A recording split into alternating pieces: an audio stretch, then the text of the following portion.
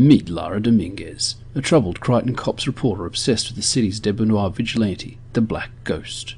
With the help of a mysterious cyber informant named Lone, Lara's inched closer to uncovering the ghost's identity, but as she searched for the breakthrough story she desperately needs, Lara will have to navigate the corruption of her city, the uncertainties of virtue, and her own personal demons. Will she have the strength to be part of the solution, or will she become the problem? I don't remember where I saw the advertisement for Black Ghost. I'm not sure if it was an email or the front page of Comixology. The ad touted it as gritty street-level fare, with comparisons to Jessica Jones, and claiming the book was a sufficient replacement for a title featuring a Latina character that had recently been cancelled. It's a 135-page book for $7 US in a digital format, which I thought was decent value, so I picked it up.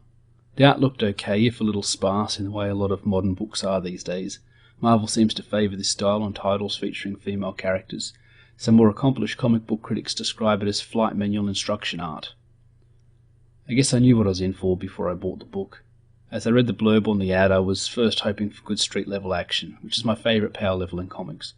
Then I was hoping maybe I could also partake in the oft-cited but rarely seen strong female character. I made the connection though, and I'm not exactly claiming Mensa candidacy by doing it. The title character is the Black Ghost. We're told that Lara Dominguez is tracking this debonair vigilante. We're told the book features a Latina lead character. The cover image shows a POC female dressed as a vigilante. At this point I would have bet good money that this Black Ghost is quickly killed off, and the stunning and brave Lara Dominguez inherits the mantle and becomes a more meaningful, impactful and relevant hero than he ever was. Because straight white males need to be cancelled, am I right? I can see the steps this book is trying to take, but I could also see the missteps it's taking. It tries to do so many things right. It knows what to do, just not how to do it. I also recognise that the Abyss Gate is back. That is, when you first start to be exposed to the SJW mind, you risk infection. Just as they see grievance in every panel, page and dialogue balloon, so too can the anti-SJW start to see the inherent racism, virtue signalling and wokeness of many modern comics. So please keep that in mind as I review this book. I fully admit that I might be seeing Charlie in the trees while I'm just taking a walk through the park, but I maintain that even once you set aside the socio-political elements, this book still has some serious flaws. The book opens with us arriving in Crichton, dubbed a forgotten mid-Atlantic burg. Not being American, I had to look up what part of the country was considered mid-Atlantic, which gave me places like New York, Baltimore and Washington for frame of reference. I've seen The Wire, so I'm going with that. The first scene shows plucky Lara Dominguez protecting a black kid from one of those savage all-white street gangs that dress in urban wear and carry planks of wood to attack POCs with. They're a real problem in America and a leading cause of violence, so it's great to see the writer tackling the hard-hitting current issues. Lara dispatches two of the melanin challenged man children when she's clocked from behind, called a whore and a slut within 2 panels of each other, and then the albino trio mansplain their way out of the alleyway. Right people, am I right? Lara is left crawling on the ground thinking how bad the situation is when Trayvon returns to check on her. She wakes up in his apartment with a few band-aids and a hot cup of coffee, so I guess it wasn't that bad after all. Trayvon asks how she's able to fight off grown men, and she says it's not the first time she's had stood up against the man, but maybe she was outgunned last night. Trayvon asks if that's true, then why is she smiling? Alright, so let's backtrack a bit. I believe the writers are doing the right things wrongly. They start with action. They start with the title character, the main character, being an underdog. They show she's fallible and not invincible. They try to show, but not really, the realistic consequences of her decision to fight 3-on-1. She mentions she's done this sort of thing before, and the smile shows that she kind of likes it. So you've got the ingredients for a good character here. She's tough. She's not a Mary Sue. She likes fighting. So she isn't resisting the path to become a hero. And despite being outgunned, she gives a good showing in the fight. So why didn't it all work? Some of it is stuff I've already mentioned, and boils down to, in their eagerness to present a particular frame or image or tone, the writer has engaged in some heavy-handed shortcuts that, if you're aware of them and are quite frankly sick of them, create a huge disconnect with the reader. An all-white street gang? Does that even exist anymore? If you're going to go that route, make them an Irish gang in chore coats and work boots, or an Italian gang in suits or sweatpants. Or have them look like these guys, since Gotham is probably mid-Atlantic itself. I was reading a comic a few months ago where a couple was being mugged. I did a comedically ludicrous double take when the mugger was black and the victims were white. Do you know how long it's been since I've seen that in comics? I would say literally years. Mike Miller's Lone Star was rejected from Kickstarter because it depicted a violent Latino street gang, MS-13, as a violent Latino street gang. It shouldn't really matter. But when every mugger and street thug is a white blonde guy and every victim is a POC, you can't help but see the deliberateness of the agenda. Regardless of your racial leanings or predispositions, it creates a disconnect. Anytime you create a disconnect, anytime you pull the readers from the story or make them stop and think, hey, that doesn't seem right, you've failed as an author. Your job is to serve the story, and the story's job is to serve the audience. When a comic is sold primarily on the racial identity of the main character, you can't then claim to be ignorant of racial issues and depictions in a visual medium in your comic. Next we see the palest urban youths this side of Sean King called her both a slut and a whore. That also seems a bit on the nose. I would guess, aside from the dreaded C-bomb, these are the two worst insults you could say to or about a woman. They could have gone with bitch, but they picked very specific insults that target a woman's sexuality and sexual behaviour, and cast aspirations of personal value and worth hinging on these supposed proclivities. For all we know, Lara might have a different lover every night. She might have been doing a great impersonation of a nun in the bedroom for the last 20 years. The SJWs, much of modern media, tell us the amount of sex a woman has doesn't impact on her worth, value or character. The idea of slut-shaming exists, after all. The problem is, even the people who throw accusations of slut-shaming at anyone who disagrees with them also makes the same sort of judgment about a person's worth based on the amount of sex they do or don't have. If they didn't, no one would be using virgin as a pejorative. There'd be no such insult as incel.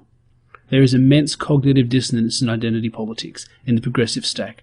When you hinge your character's identity, and therefore your book, on these things, you invite the cognitive dissonance into your story. It becomes embedded, it can't be unseen. You, as the writer, have invited the circumstances that create the very disconnect you should do your utmost to avoid. She then tells us that she stood up for people before.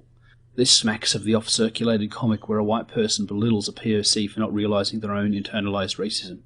Who are these people that need peppy Latina woman to stand up for them? Who is she to decide another's fight is her fight? Lara, who is a reporter, street fighter, and moonlights as a vigilante, also happens to be Trayvon's teacher and reminds him to get his schoolwork in on time. She also makes a super racist assumption that Trayvon is getting beat up because he's a drug dealer in his off hours. They talk about how his dad is the reason Trayvon is getting hassled. His dad is telling people not to pay protection money to Barnabas, a new player in town, and Barnabas hired Milli Vanilli and Company to send a message by beating Trayvon like a drum. Lara realises she's late and takes off while Trayvon marvels at how awesome his teacher is and who knew that she was so capable of roughing up the cisgendered heteronormative patriarchy. Not this little black duck. Next we have some robotically traced 3D models of buildings, and Lara talks at us, telling us she works for the Crichton Courier, a once respected newspaper now turned corporate shill. She tells us she's late again. She also tells us that at least this time it was for a noble reason, not because she was drinking, implying that that's her usual pattern. And I hope she turns out to be a man-hating lesbian. That'd be the trifecta right there, a real slam dunk. Brown, female and gay. So far up to page 18, there's no sign of the title character Black Ghost. We've been introduced to a Gordon Goodbrother soulful saint and a hard-drinking, foul-mouthed, street-fighting, tough chick investigator. I've seen it before, and I've seen it done better. I've had 4 pages of info dumps and flashbacks, and a good-sized portion of telling rather than showing, although the latter might be because of the pacing and space constraint. Oh no, in a 135-page book? Nope. They've got plenty of space, they don't need to info dump like this.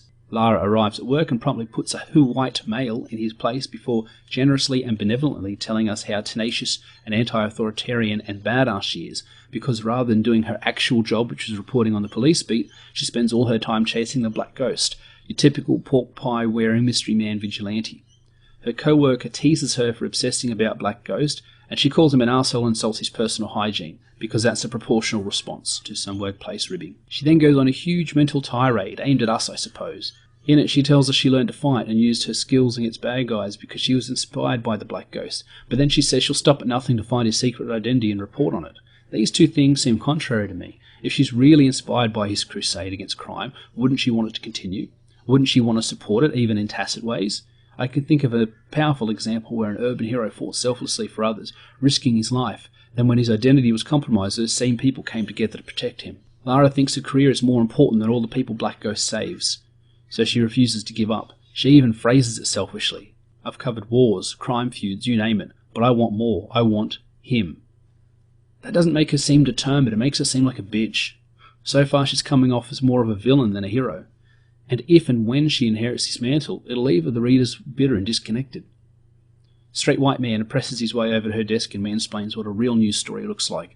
This is the classic introduction to the reader of an element or character that will be important in the future. It's a white male billionaire, so allow me to predict he will be the arch nemesis of the series. He's rich, white and male, so he must be evil. A fellow reporter complains that the paper is dead and it could do with some friendly competition. Exactly the sentiment you would think someone who calls their workplace a corporate shill would support, but instead she insinuates reporter man is incompetent for daring to do his job effectively. Then we meet Lone, a hacker, AI, oracle type that Lara is working with. Lone shows Lara some footage of her fight last night and suggests if she's going to make a habit of this sort of thing, she ought to invest in a mask. That's foretelling. If at this point anyone doesn't think that Lara will inherit the Black Ghost title from a dead white man, please hit the thumbs down button right now. A blonde-haired Ice Queen Wybish, who is clearly Lara's boss, starts hassling her for being late with her work, again. Typical Wybish, expecting people to do the job they're paid for on time. Turns out Lara has no story and needs to come up with one fast, one not involving the Black Ghost. Lone directs her to a hefty drug shipment arriving on the docks that night. Lara speeds off in her traced 3D model car and we get another flashback. More telling, not showing. Her brother was murdered. Cops didn't help, but Lone stepped in and helped her track down the people that killed her brother, who she tells us was a good man. She affirms while her and Lone aren't friends, he believes in her mission and she believes in his. So presumably, we're to believe that Lone also thinks unmasking Black Ghost is a good idea. It would be a cool twist if Lone was the brainchild of one of Black Ghost's nemesis, working all angles to find out who he is to be rid of him. That plot thread won't matter anyway, because after 3 panels Black Ghost is shot in the head and killed. That's it. The only other time we see Black Ghost from now on is as a corpse. We have no evidence he was a great hero, or even competent, aside from being told how great he was.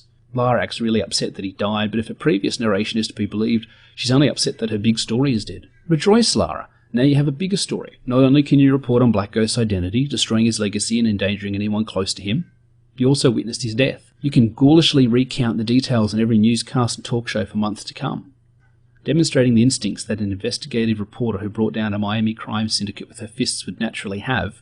She runs over to Black Ghost's body where she is promptly spotted by the criminals. I'd like to mention at this point Comixology crashed for about the 20th time this session. So far it had required a constant reloading of the page, but this time I was forcibly logged out and had to log back in to continue reading a comic that I bought. Nice work, Bezos. Billions of dollars and you can't create an app that caches more than 3 pages at a time without crashing.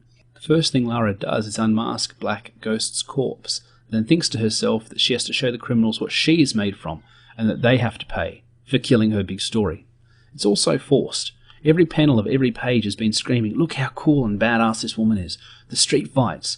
She teaches urban youth. She's an investigative reporter. She hates authority. She yas queens all over the white people. She loves Black Ghost and learned to fight because of him, but wants to unmask and ruin him. This conflicting narrative versus what we're seeing is disgenuine. It creates a disconnect. It doesn't serve the story and it doesn't serve the reader. Turns out the criminals receiving a huge drug shipment on the docks, a shipment that would get them in prison until the end of time if caught, just so happened to be Barnabas and his men, his group of white-bread, hoodie-wearing gangbangers. Despite using a rifle to kill Black Ghost from a distance, these criminal masterminds decide to just fight Lara in hand-to-hand combat, because apparently white people hate guns. She readily defeats the thugs while using Black Ghost's own weapons before using her camera to presumably take a photo of his face. It's hard to tell from this angle. She then manages to just walk away from the gang unharmed. She says she can't sleep, so she goes to her favourite bar, which is, of course, the most run-down, trashiest underdog of a bar in the city. We know this because she tells us. She then proceeds to get very, very drunk. Then this Wybish dares tell the stunning and brave POC not to drink too much. What a bitch. We get another page of flashbacks, and another page of being told how she feels and what she thinks. But I've already lost interest. She's whinging about Miami, how the hurt never leaves her, how troubled and angered she is, before losing herself in the music. I'll be honest, the comparisons to Jessica Jones might be apt, but in the most basic cartoonish way. Jessica Jones handled this sort of character much better, much more likeably, and with a lot less beating of the viewer over the head with ideas and information. I think ultimately the difference is that Jessica Jones, despite being a terrible person, is more likeable. She knows she is a terrible person, and she fights to do the right thing despite herself. You can see when she does something mean or cruel or selfish, she still kind of regrets it. When Lara does something wrong, something irresponsible, she immediately turns around and justifies it by emotionally validating herself. It feels like she is constantly pushing the blame for her situation on everyone else, instead of facing her part in it. Maybe this will be dealt with as the story progresses, but right now, she's not the sort of character I really want to read about. Lara starts spiralling at the nearest woman before she blacks out and wakes up next to a woman. There we have it, lads, the trifecta, the whole set. A female gay POC. I knew we could do it. I had faith. I want to thank the Academy. I want to thank God. I want to thank my agent. Lara gets home and finds she has dozens of missed calls from her boss, along with anonymous photos of her fighting crime.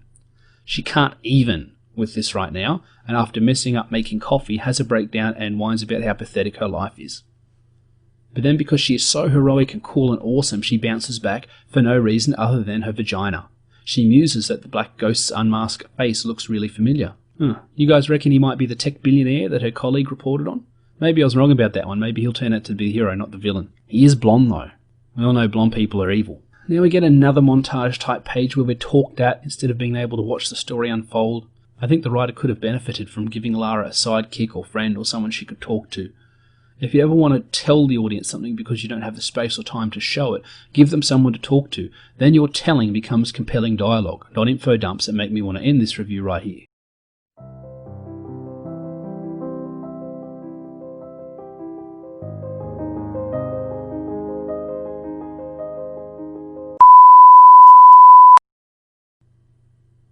Irish Gangs called it. So is the artist drawing the white gangsters as urban youths, rather than looking like these guys, internalized racism?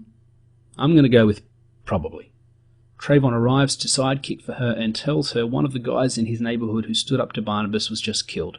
He says things are getting bad now that people are finding out that Black Ghost is dead. But previous to this, we've had no evidence that Black Ghost somehow manages to keep crime in check within the city.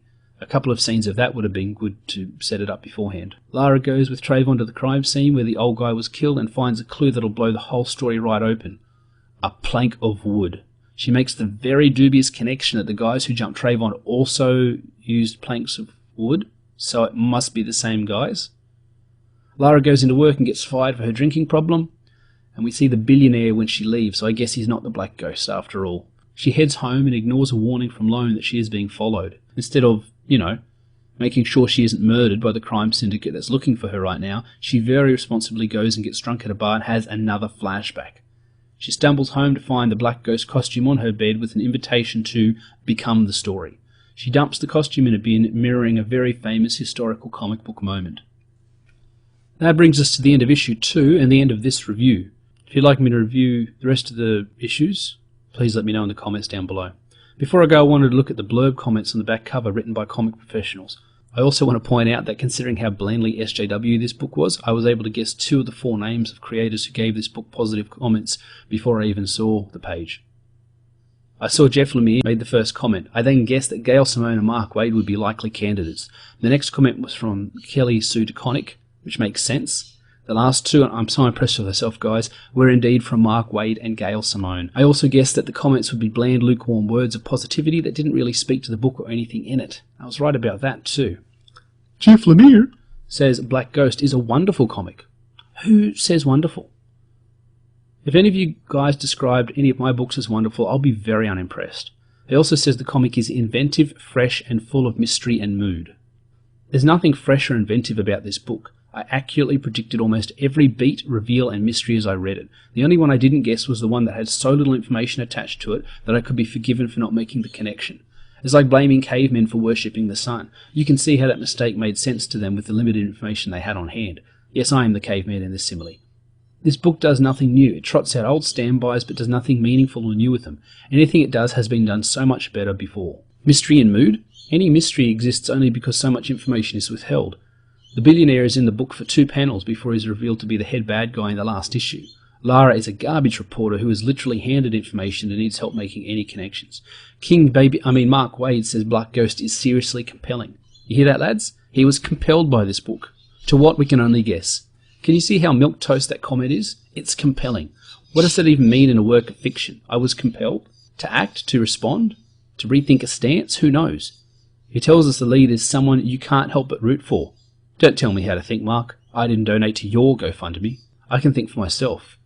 Lara is one of the most unlikable characters I've come across in a while. She's rude, crude, mean-spirited, hypocritical, steals a hero's mantle and soils it, acts irresponsibly and gets people hurt through her own inaction.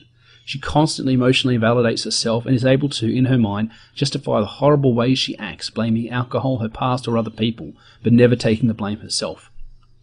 Kelly Sue DeConnick at least puts in a bit of effort with her comment. She tells us Black Ghost promises an amalgam of genres that takes on the realities and challenges of today. The realities? That a tiny woman with her fists can fight and defeat a group of violent male criminals? Ladies, if there are any of you watching this, please don't try this. Don't think you can defeat grown men in life and death combat. Guys, it'd probably be better if you avoided it as well. Just saying. Is it the amalgam of challenges that takes on the realities and challenges of today, or the book itself? Because I didn't see anything being challenged. This was a pace for the trade origin story.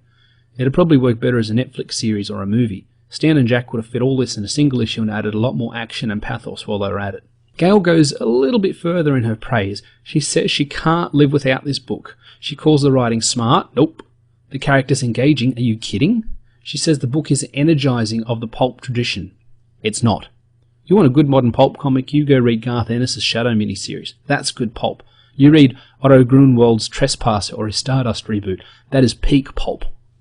If these sound like the comments of someone who's read this book, I reckon anyone watching this video has read more of this book than these four pros put together. You think Mark Waid took time off from H1? Humanity first. To read this? You think Gail Simone will get to the end of this series and think, yeah, this is good storytelling, I'm glad I read this. My own writing will improve from having imbibed this media. We've all seen Gail's super generic comments about Lionforge properties. I reckon there's as much chance that she's read them as she's read this book. The comments from these pros literally aren't worth the paper they're printed on. I'll bet they were paid comments or given freely to support the agenda. None of these four would like the optics of being known to have refused to comment on a book featuring a lesbian POC. In fact, who can afford to be critical of this book? Who is working in the industry today that can afford to call this book and others like it on its BS? You write a book about a gay POC and you are above reproach. You are golden, untouchable. The progressive stack is the Emperor's new clothes, and no one in the court of comics is willing to tell the truth. Only we peasants and jesters with nothing to gain and nothing to lose dare point and laugh. This is a book made just to be made. It exists to exist. It's here to flood Amazon's digital shelves. It's filler. It takes up virtual space and adds another notch to the belt of the progressive agenda. It doesn't enrich or innovate or inspire or elevate. It just is. With so many books designed for this very purpose, it's hard to care much. Is this the book the writer wanted to write? There is so much passion for comics for small creators, with indie comics and particularly within the Comicscape movement. Was it passion that made the writer of Black Ghost put pen to paper, or was it something created to fill a quota? Was it a deliberate attempt to normalise what we've seen so frequently in Marvel and DC comics in recent years? The white male hero killed off or retconned out of existence to make way for his younger POC replacement. Did the writer of Black Ghost have a burning desire to write this book? Did it keep her up at night with worry, with fear that it would never be realised, that it would never be created or published? I doubt it. See, that's how I feel about my comics, my books. I fear they will never see the light of day. I worry at night when I doubt myself, that they won't ever get made, or that if they do, they won't be as good as I believe they are. My comics are my passion. They elevate and destroy me regularly. I can't imagine this book did any of this for its creators. Comics deserve better than this. We deserve better than this. And it looks like we won't get that unless we do it ourselves. I'd like to thank you all for your time, especially if you made it this far. There's more content than ever out there these days, and if you chose to spend some of your valuable time here with me for a while, then I'm very grateful. Please hit the thumbs up button, comment below to leave your opinion and help the algorithm. Feel free to hit the subscribe button if you like this sort of content and want to see more. I'll have more comic book reviews, particularly crowd-funded comic reviews, as well as writing workshops and time-lapse art videos up soon.